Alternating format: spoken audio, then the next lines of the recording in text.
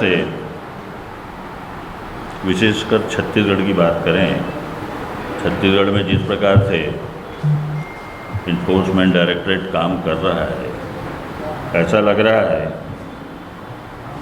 कि enforcement directorate operation कमल में लगी हुई है। लगातार 50 छापे मारे गए हैं। मैं मूलतः एक किसान हूँ, पेशा भी मेरा किसान है। राजनीति हम लोग वर्षों से सेवा भाव से कर रहे हैं।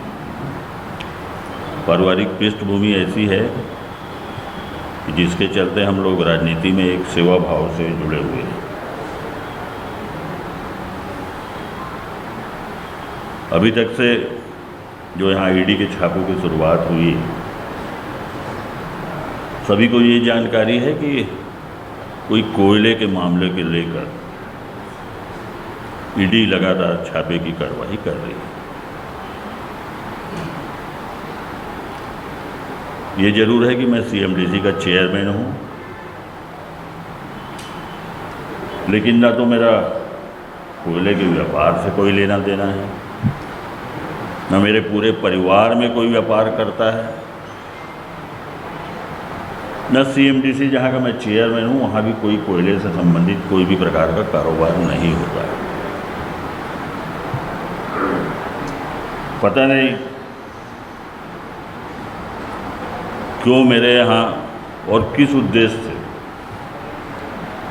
ईडी ने छापेमारी की है। क्योंकि जब माननीय भूपेश बघेल जी प्रदेश अध्यक्ष थे और मैं महामंत्री था, पूरे प्रदेश में हम लोगों ने रात और दिन 15 साल के भ्रष्टाचारी और कमीशनखोरी भाजपा सरकार को उखाड़ने के लिए अपने साथियों के साथ मेहनत की और सरकार में हम लोग वापस आए।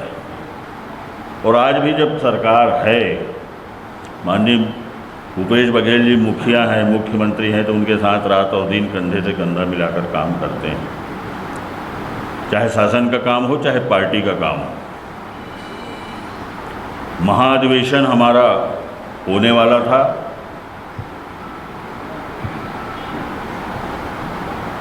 और महाधिवेशन को, क्योंकि उसमें भी मेरी प्रमुख भूमिका थी, महाधिवेशन को डिस्टर्ब करने के लिए मेरे यहाँ छापामार कार्रवाई की गई। और वहाँ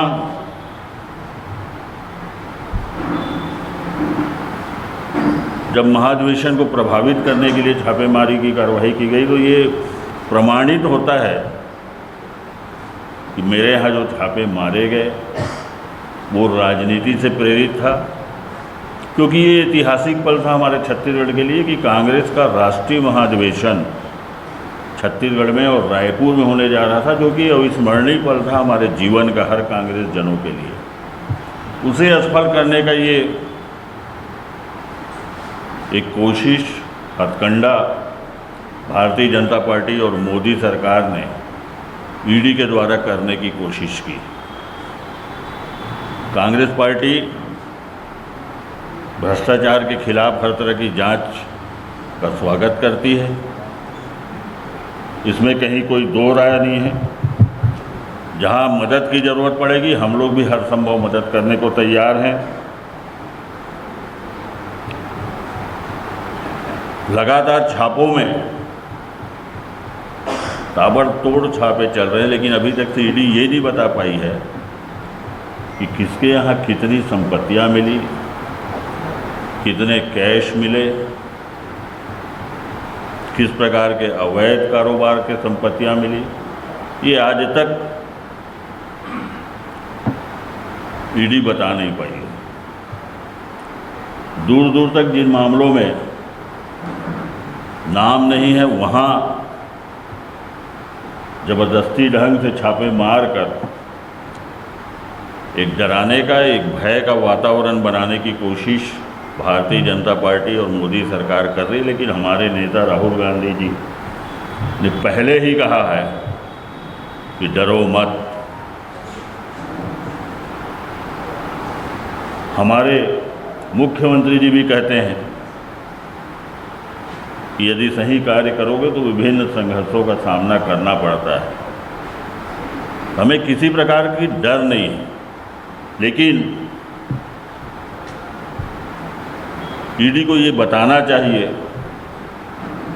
कि यदि गिरीश देवांगन के यहाँ छापे पड़े हैं तो किस किस प्रकार की संपत्तियां जब्त हुई। मेरे साथ एजाज ढेबर जी हैं, महापौर हैं, सुशील सन्नी अग्रवाल जी हैं जो चेयरमैन हैं, अचल भाटिया हैं जो विशुद्ध कारोबारी हैं। हम चारों का यदि देखा जाए तो कोयले का जो कारोबार है उससे दूर दूर तक कोई संबंध नहीं। इस बारे में और विस्तृत जानकारी हमारे भाई लोग देंगे। एजाज ढेबर की क्या भूमिका कांग्रेस पार्टी में पहले भी थी और आज क्या है आप सभी जानते हैं, अच्छी तरह जानते हैं।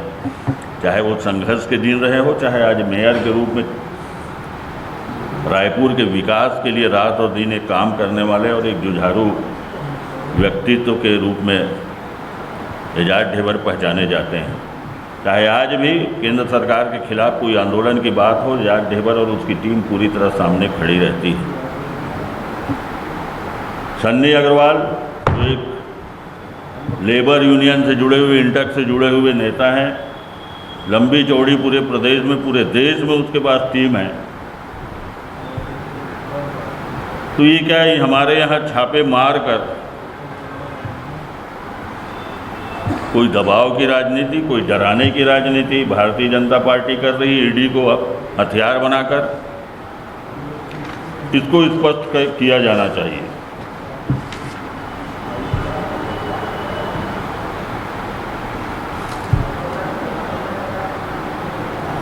यदि हम लोग के नाम यदि किसी मामले में है तो वो भी स्पष्ट ईडी को करना चाहिए कि किन मामलों को लेकर हमारे यहाँ छापेमारी की कार्रवाई की गई है। ये अभी तक से ना तो हमको जानकारी दी गई है, ना समन्स में डिटेल्स आते हैं। उल्टे वहाँ जो अधिकारी जांच में जाते हैं वो खुद कहते हैं कि गलत इन्फॉर्मेशन में हम आ गए थे। कुछ अधिकारी तो यहाँ तक कह रहे थे कि इसी प्रकार की छापेमारी करवा के ईडी का नाम भी बदनाम हो रहा है। हमारी स्थिति एक थाने की स्थिति से भी बदतर हो गई और हंसी का पात्र ईडी बनते जा रहा है। इस प्रकार से दुरुपयोग भारतीय जनता पार्टी और मोदी सरकार यहाँ छत्तीसगढ़ में, क्योंकि कांग्रेस की सरकार है, और जो फीडबैक आ रहा है, आप लोग भी बता रहे हैं कि पुनः सरकार बनने वाली है, इससे भारतीय जनता पार्टी बौखलाई हुई है, डरी हुई है और डराने का प्रयास कर रही है। लेकिन हम लोग डरने वाले नहीं हैं, घबराने वाले नहीं हैं।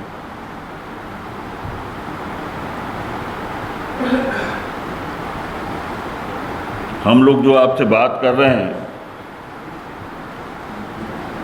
इस प्रदेश में सैकड़ों लोगों को ईडी प्रताड़ित कर रही है। इसमें अधिकारी भी हैं, कारोबारी भी हैं, ट्रांसपोर्टर भी हैं। ये खुलासा क्यों नहीं कर रहे हैं कि किसी अधिकारी के यहाँ, किसी ट्रांसपोर्टर के यहाँ, किसी कारोबारी के यहाँ यदि छापे पड़ रहे हैं तो क्या क्या संपत्ति जब्त हो रही है? क्योंकि जब सर्च के लिए जाते हैं तो उसी समय संपत्ति की जानकारी उनको आ जाती है, जब्ती बनाते हैं। तो मैं आप लोगों से भी निवेदन करना चाहूँगा कि ईडी के अधिकारियों से ये भी आप लोगों को पूछना चाहिए कि गिरीश देवांगन के यहाँ यदि आपने तलाशी ली है, सर्च की है, तो गिरीश देवांगन के यहाँ क्या क्या संपत्ति जब्त हुई है, कम से कम इसका भी खुलासा करें। हम मांग करते हैं कि ईडी बताए कि वह किस किस मामले की जांच कर रही है, किस मामले में कौन सी एफआईआर दर्ज की गई है और उसके विवरण क्या है, अब तक के छापों में ईडी को मिला क्या है, कितनी नकदी जब्त की गई है, कितनी बेनामी संपत्तियां जब्त की गई है, जिनके यहाँ छापे मारे जा चुके हैं उनका दर्ज केसों से क्या नाता है। अगर ईडी वैधानिक छापे नहीं मार रही तो फिर क्यों उनके अधिकारी सबके घरों में जाकर, अधिकतर के घरों में यदि आप बात करेंगे तो यही बात आती है कि किसी न किसी राजनीतिक दबाव में हम कार्रवाई कर रहे हैं। दबे मन से अधिकारी इस बात को स्वीकार करते हैं कि कहीं से इंस्ट्रक्शंस हैं। इस बात का खुलासा होना चाहिए। हम ईडी से स्पष्ट रूप से कहना चाहते हैं कि वे अपने राजनीतिक आकाओं के कहने पर चल रहे ऑपरेशन कमल बंद करें। कांग्रेस पार्टी और कांग्रेस की सरकार, कांग्रेस सरकार में बैठे लोगों से नज़दीकी होने के आधार पर कार्रवाई करना बंद करे और ईडी जिस तरह से लोगों को गैर कानूनी ढंग से प्रताड़ित कर रही है, प्रताड़ना दे रही है, वह गैर कानूनी है। जो अधिकारी ऐसा कर रहे हैं उसकी जवाबदेही किसी राजनीतिक दल के प्रति नहीं है, बल्कि वे संविधान के प्रति और कानून के प्रति जवाबदार हैं, जिम्मेदार हैं। उनको उसी जिम्मेदारी से काम करना चाहिए। यही सब बातें आप सबके सामने कहने के लिए ये प्रेस वार्ता हम लोगों ने बुलाई है। धन्यवाद।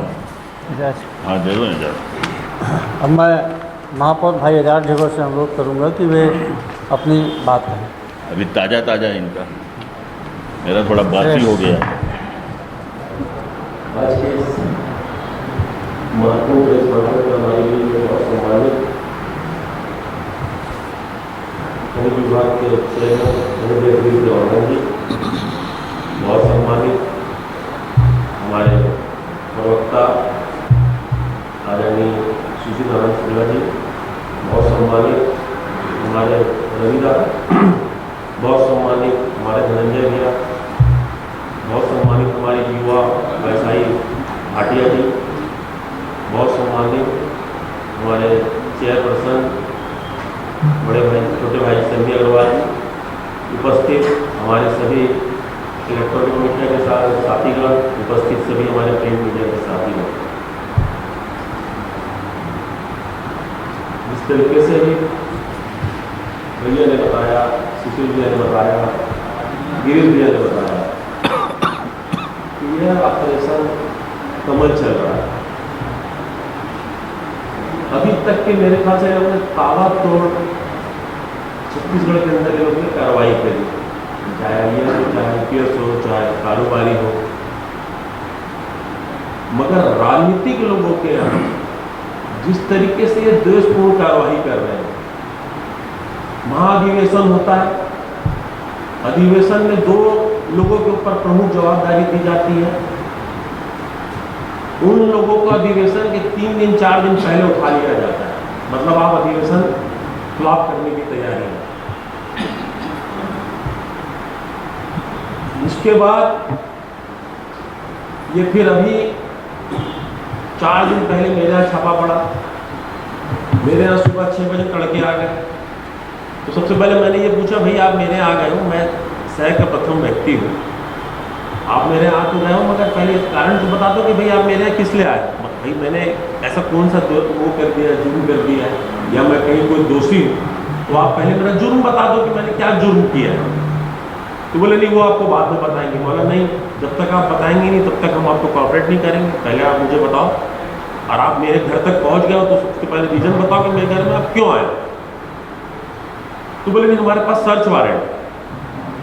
तो बोला बिल्कुल, मैं आपका सर्च वारंट है, मैं देखना चाहूँगा, आप मुझे सर्च वारंट दिखाओ, अब मेरे नाम से वो बताओ। उन्होंने मुझे सर्च वारंट दिखाया और उसके बाद फिर मेरे घर पे वो लोग 15 से 16 घंटा वो लोग बैठे रहे।